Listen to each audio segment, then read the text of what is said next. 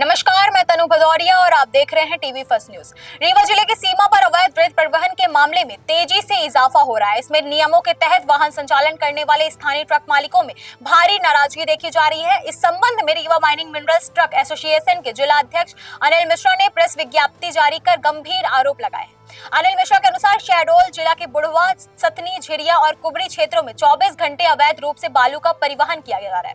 यह रेत रीवा जिले की सीमा में प्रवेश कर चारों दिशाओं में भेजी जा रही है, जिससे रीवा जिले के करीब 250 से 300 वैध रूप से वाहन चलाने वाले मोटर मालिक सीधे तौर पर प्रभावित हो रहे हैं। उन्होंने बताया कि बीते 10 दिनों से शासन, प्रशासन और संबंधित वाहन चालकों को लगातार समझाइश दी जा रही है, लेकिन बाहर से आने वाले ट्रक चालक नियमों का पालन नहीं कर रहे हैं। संगठन के पदाधिकारियों और मोटर मालिकों को धमकियां दिए जाने के आरोप भी लगाए गए हैं। ट्रक एसोसिएशन का कहना है कि अवैध रेत परिवहन से शासन प्रशासन को भी भारी राजस्व नुकसान हो रहा है।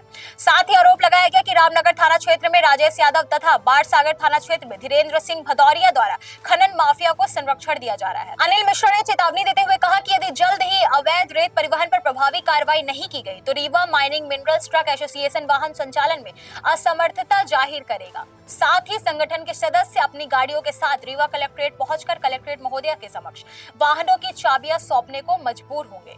आप लोग के समक्ष 2 नंबर के रेत के संबंध में जो 2 नंबर की रेत की बालू रीवा जिले में आ रही है, आपके उस विषय में हम चर्चा करने के लिए आप सब लोगों के सामने उपस्थित हुए हैं।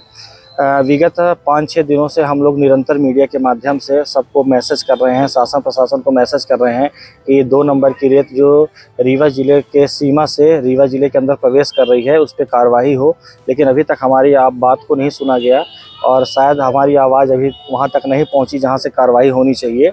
तो शहडोल ज़िले से जो रेत आ रही है 2 नंबर की, क्योंकि आप लोगों को पता होगा कि इस समय शहडोल ज़िला बंद है, तो शहडोल ज़िला जब बंद है, जहाँ से रेत निकलती थी वहाँ बंद है, तो शहडोल ज़िला बंद होने के कारण बालू का रेट इतना ज़्यादा महंगा हो गया है कि जो 2 नंबर की रेत चलाते हैं उनको एक मौका मिल गया वहाँ से बालू चलाने के लिए।